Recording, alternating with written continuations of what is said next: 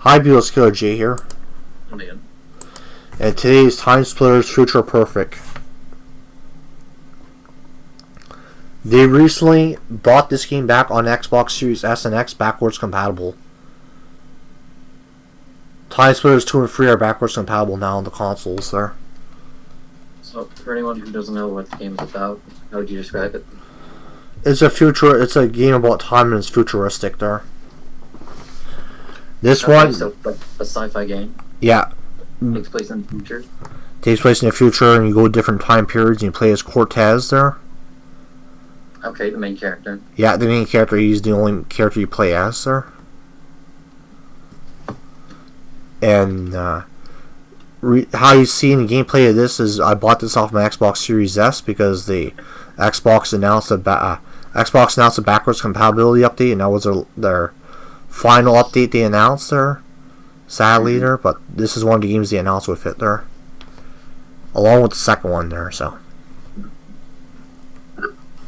what do you think about Timesplitters Future Perfect? It's a really great couch co-op game. Easily sunk over 100 hours into it. It's something that was a big part of my childhood. Did you enjoy the story? Yeah, it kept me entertained. I thought it was great. Oh, that's good. I like the sound. I like the gameplay. The gameplay's good. Yeah, so do I. I beat the final boss there. It was tough there, but I beat him. One of the bosses I was struggling with, I don't know if it was the final boss, it was the boss before the final boss, but I beat it there.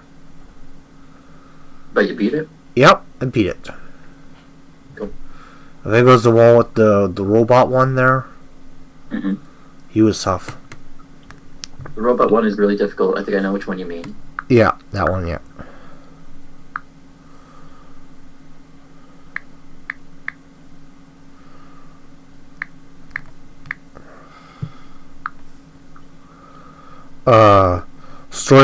Story mode's good. Yeah. Sorry for the awkward pause, but it's a little rusty there. But what I remember from this game, it was on PS2 and GameCube and original Xbox there. And it was developed by Free Radical Design, the ones that made Rare there. Some of the Rare developers, they did this game there. And it was published by EA when EA was actually a good company there, somewhat. Now EA is just ass. Genre first-person shooter mode, single player and multiplayer. And basically, Sergeant Cortez is a time-traveling Marine from the 25th century as he attempts to go to the past and save the future, basically.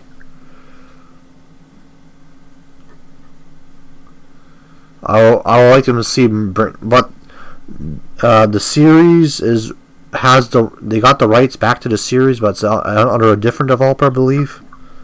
You said under a different developer? Is there a new game being made? Well, it says Deep Silver announced that the new Timesplitter game is developed by the previously disbanded Free Radical Design, a new Timesplitters game apparently. This was this year in May. So I think Deep Silver owns Timesplitters now. That's cool. Yeah, it's good. For another game in the future. Yeah, another game in the future. If there's enough demand for it. Oh, trust me, there is. There is. People want Timesplitters 4, they're going to get it, hopefully. We need something like that. So, what do you think about the characters? Pretty good. Pretty good? Pretty good. Very well acted.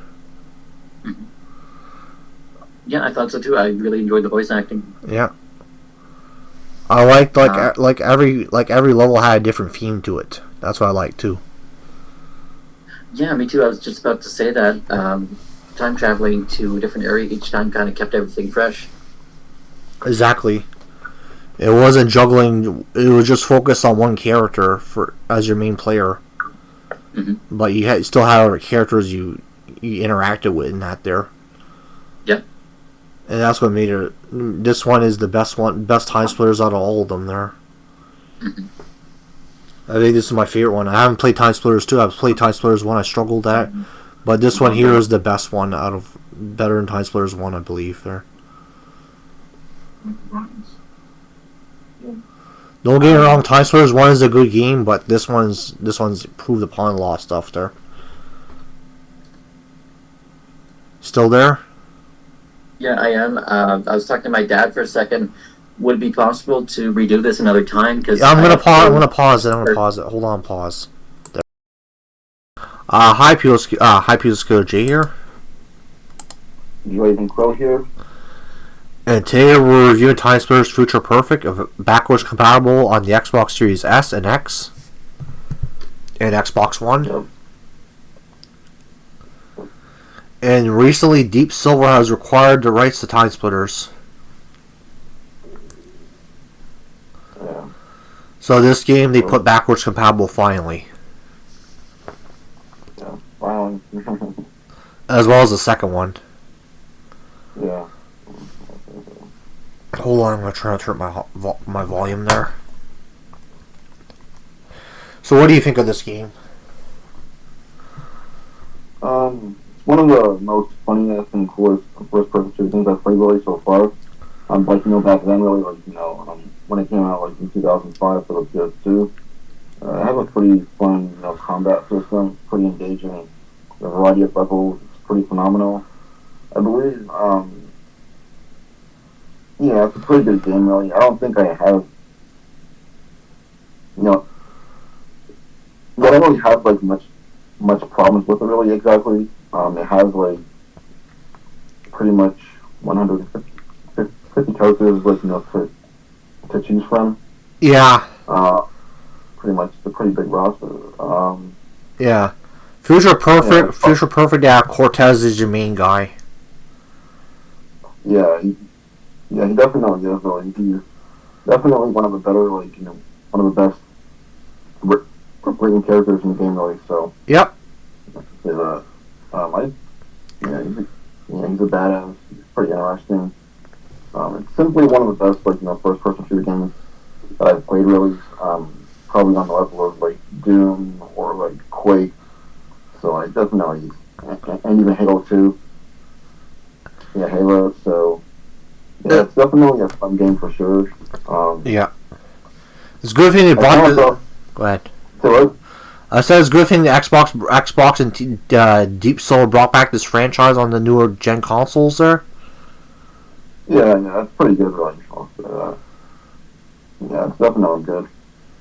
I kind of thought the story of the game really was kind of lackluster, in my opinion, but at least there were some some funny moments really that do kind of stand out really from the game. So, but I do think the gameplay is, for me at least, really is better than the actual story itself. Really, yeah. The challenges, the trials you complete is quite a lot, really. There were some, yeah, I mean, Timesplitters, the Future Perfect, was a pretty good sequel. And they really adds more to it while also standing to its own identity, really. So Yeah. It's combat. It's gratifying. It's visceral. Multiplayer. Yeah, its combat is pretty gratifying.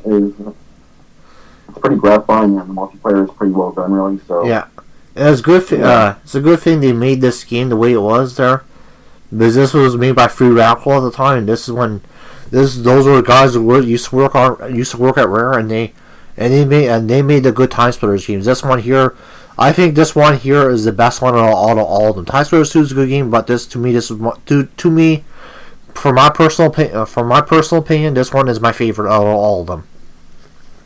Yeah, I definitely would say, right. I played Timesplitters 1. It wasn't a bad game, but it was freaking hard. This one here, enjoyable. There's the different every level did not feel generic. Like every level had something to it. Like you're in different places and you fought different enemies, and that there was more or less the game. The game wasn't boring. It changed up, and every level was something different. Yeah, definitely. It was definitely fun for sure. Really. yeah, the modes, the range, the teams, death matches, into the to capture the bag, Yeah, and so on and so forth.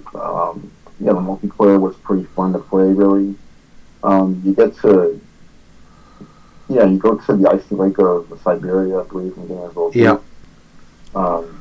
Yeah, it's a pretty fun game. I definitely recommend it really for anybody who's into the first yeah, person shooter gameplay. So yeah. yeah, If you have if you have an Xbox X or a Series S, I suggest picking it up there when it's backwards compatible. And this is the game that's worthwhile picking up there. Definitely worthwhile purchase there. Alright, Skiller G here. Draven Crow here. Peace out. See ya. Bye.